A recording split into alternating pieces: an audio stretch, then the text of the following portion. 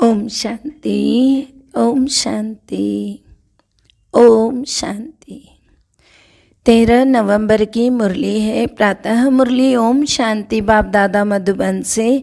मीठे प्यारे प्राणेश्वर प्रिय पिता कहते हैं, मीठे बच्चों, मैं तुम बच्चों के लिए हथेली पर बहिश्त लाया हूँ।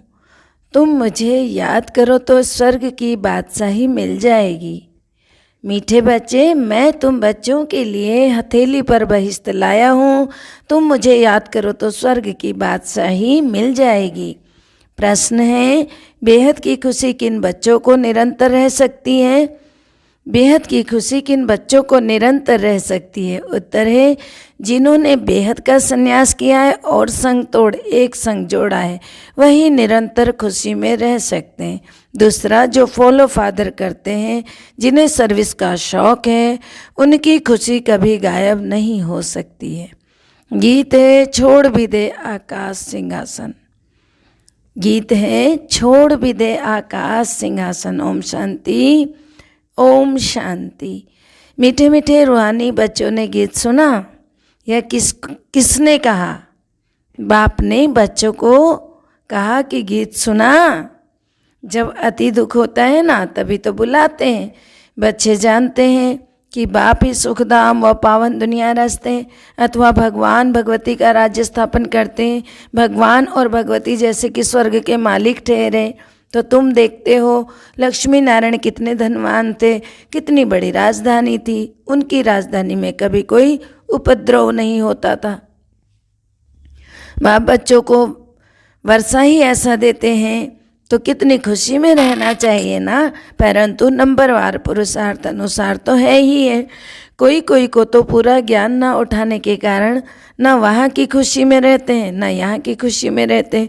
उनको कहते हैं दोनों जहाँ से गए, क्योंकि बाप से वर्षा लेते लेते गिर पड़ते हैं, फिर कहीं के नहीं रहते। तो दुनिया में यह किसी को मालूम ही नहीं है कि भगवान आकर स्वर्ग स्थापन कर रहे हैं, स्वर्ग की स्थापना कर रहे हैं। तो क्योंकि वह तो आते ही गुप्त रूप में है, किसी को पता नहीं चलता कि भगवान किस रूप में और कैसे आया है। कहते जरूर हैं कि भगवान इस समय होना तो चाहिए, क्योंकि सब घोर अंधियारे में हैं। रात को 12 बजते हैं तो उनको घोर अंधियारा कहा जाता है। रात में घोर अंधियारा, दिन में घोर प्रकाश होता है। अब दिन के 12 बजे क्या होता है? घोर प्रकाश होता है। तो उसी प्रकार अभी कलयुग की अंधियारी रात है, घोर अंधियारा। तो बाबा कहते हैं, बच्चे जानते हैं भक्ति मार्ग की रात पूरी होती है जिसमें दुख ही दुख है। मनुष्य समझते हैं भक्ति के बाद भगवान मिलता है। तुम जानते हो बाप ही आकर हम सबकी सदगति करते हैं। देखो, तुम बच्चों में भी तो नंबरवार तो जरूर है ना। फिर कोई का तो देखो खुशी का पारा चढ़ा हुआ रहता है, मेहनत भी खुशी से करते रहते हैं, सर्विस का शौक रहता है। फिर कोई को जाकर समझाएं। इसीलिए बाबा प्रदर्शनी मेले का भी प्रबंध रचते रहते हैं कि औरों को समझाने से खुशी का पारा चढ़ जाए। यहाँ जिसके पास धन है वह तो समझते हैं कि हम तो स्वर्ग में बैठे, उन्हों के लिए ज्ञान उठाना मुश्किल है। इसीलिए गाया हुआ है, कोटों में कोई ही इतना समझदार बन बाप के वर्षे के अधिकारी बनते हैं। फॉलो फादर गाया हुआ है ना। तो बाबा कहते हैं तो बाप की श्रीमत पर फिर चलना भी तो पड़े ना।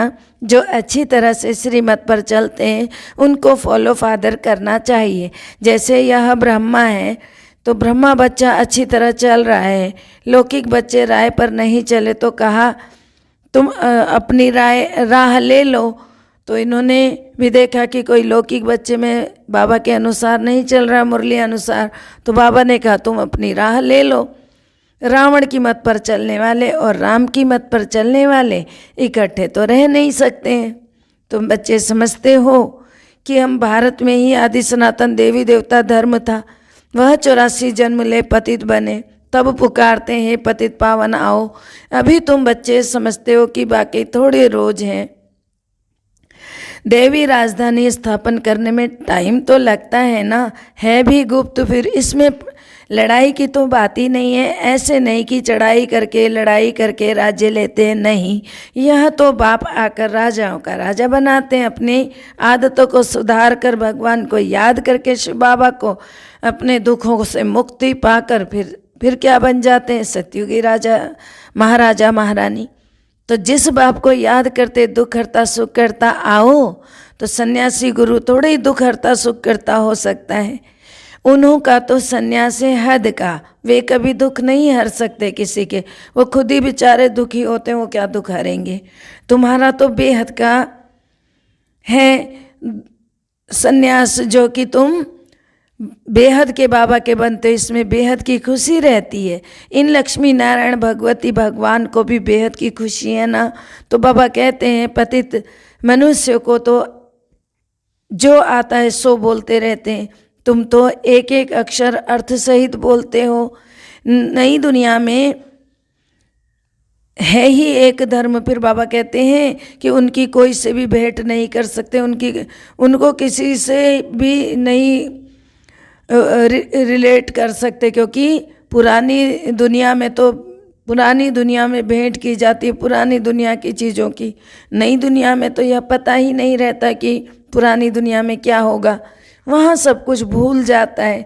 यहाँ तुमको सब कुछ बतलाया जाता है कि नई दुनिया कब स्थापन होगी, पुरानी दुनिया कब विनाश होगी, तुमको सब नॉलेज है। अब तुमको बाप मिला हुआ है स्वर्ग की स्थापना करने वाला, तो उनसे अच्छी तरह से वर्षा लेना चाहिए।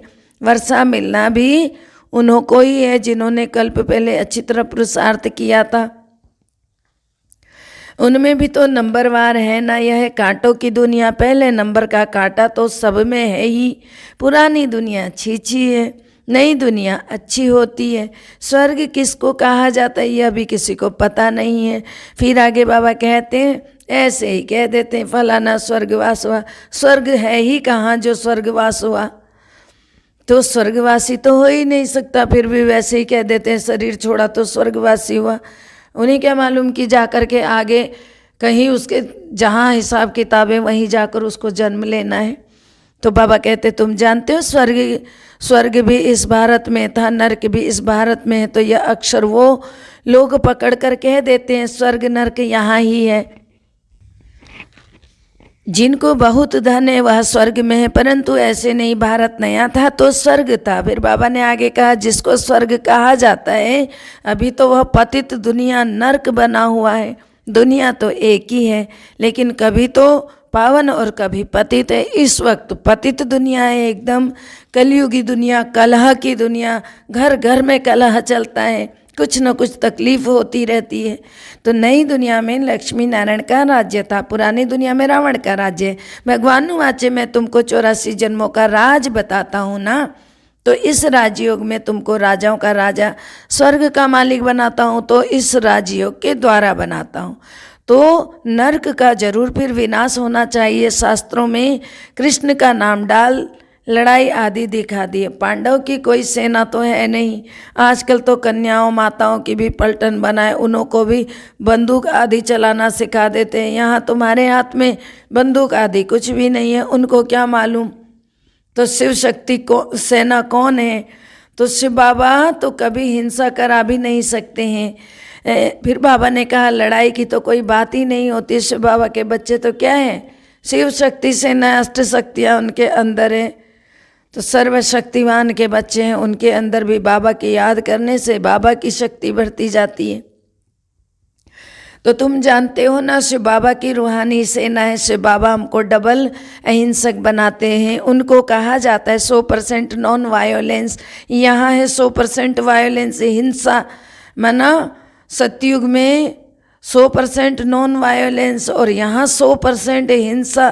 माना बहुत ज़्यादा नीचे गिरे हुए हैं इंसान। एक ही बॉम्ब से देखो कितनों का विनाश कर देते। बेहद के नॉन वायोलेंस और वायोलेंस में देखो कितना फर्क है। अभी तुम इस समय बेहद की साइलेंस में हो, उस तरफ जितनी लड़ाई की तैयारियां हो जाती हैं उतना आवाज़ बढ़ता जाता है, कितना हंगामा होता है विनाश में। स्थापना में तो कितनी साइलेंस में तुम बैठे रहते हो, एकदम शांति में। हिंसा की तो कोई बात ही नहीं है। तुम्हारी अप्रैक्टिकल लाइफ है। बाप से योग बल द्वारा वर्षा पा रहे हो। बाप अल्प को याद करने से स्वर्ग की बात सही मिलती। कितना सहज है बाप, कितना मोस्ट बिलवेड है, कितना दूर देश से आते हैं। फिर बाबा कहते हैं जैसे विलायत से किसी का बाप आता है तो बच्चे बहुत खुश होते हैं, बाबा हमारे लिए देखो विलायत से अच्छी अच्छी सौगातें लाएंगे। यह बेहद का बाप तो एक ही बार आता है, कौन सी सौगात ले आते हैं, कहते हैं मैं तुम्हारे लिए हथेली पर बहिश्त लेकर आया हूँ, स्वर्ग लेकर आया हूँ। जैसे कहते हैं ना हनुमान संजीवनी बूटी का पहाड़ ले आता है, अब पहाड़ तो कोई उठा नहीं सकता, वैसे ही बाप कहते हैं मैं तुम्हारे लिए हथेली पर स्वर्ग ले आया हूँ। अब बहिश्त कोई हथेली पर थोड़ी उठाते हैं, यह तो समझ की बात है, बच्चे तो जानते हैं ना। बाबा हमारे लिए नंबर 1 सौगात लाए हैं। बाबा कहते हैं मैं आया हूँ तुमको पावन दुनिया का मालिक बनाने, तो पावन तो बनना पड़े ना। यह राजयोग है, भारत का प्राचीन राजयोग गीता के भगवान ने सिखाया था ना, और राजाई दी थी, अब फिर से राजयोग सिखला रहे हैं। तुम कहते हो कि हम स्वर्ग की स्थापना करने वाले बाप के बच्चे हैं, बाप नई दुनिया स्थापन करते हैं तो जरूर किसी को भी बादशाही मिलनी होगी ना। तो बाबा कहते हैं ऐसे भी नहीं कि सिर्फ स्वर्ग में रहने वालों को ही बाप ने दिया होगा, और सबको भी बाप ही देते हैं ना। बाकी सबको ड्रामा अनुसार मुक्ति का पार्ट मिलता है, किसके द्वारा? बाप के द्वारा। सब मुक्त हो जाते हैं दुखों से और पाप की दुनिया से। एक ही बाप सर्व का सदगति दाता, दूसरा ना कोई। फिर आगे बाबा ने कहा तुम्हारे पास देखो प्रदर्शनी में जो नामी ग्रामी आते हैं, जो मानते हैं कि बरोबर गीता का भगवान कृष्ण नहीं शिव है, तो उनसे लिखवा लेना है। बड़े आदमियों की ही बात सुनेंगे ना सब, इसलिए उनसे लिखवाना पड़ेगा कि गरीब की तो कोई सुनता नहीं है आज की दुनिया में। इसीलिए प्रदर्शनी में कोशिश करके यहाँ लिखवा लो कि गीता का भगवान एक ही है जिसका नाम है शिव, वह सबका बाप है। आज से 5000 वर्ष पहले भारत स्वर्ग था। तो ये बात किससे लिखवाना है? जैसे बहुत बड़े बड़े नेता आते हैं उनसे लिखवाओ, तो सब सुनेंगे, देखेंगे कि बड़े नेता सुन रहे हैं, देख रहे हैं। तो बाबा ने कहा ऐसों से फिर सब सुनेंगे इनको देखकर। तो आज बाबा ने कहा कि लक्ष्मी नारायण का जो राज्य था, अभी तो देखो सारे विश्व पर रावण का राज्य है, यही सबका दुश्मन है जिसको वर्ष वर्ष जलाते, फिर भी मरता तो है नहीं। अब मरेगा कैसे? वो तो विकार है मनुष्य के अंदर के, कोई वो भूत थोड़ी है, कोई शरीर थोड़ी है। वो जो आत्मा के अंदर विकार पैदा हो गई है, जो कि अच्छी बातें सोच ही नहीं पाते, उस आत्मा की बात हो रही है। अब उस आत्मा को चेंज होना होगा तब वो रावण मरेगा। यह बात सिर्फ तुम जानते हो।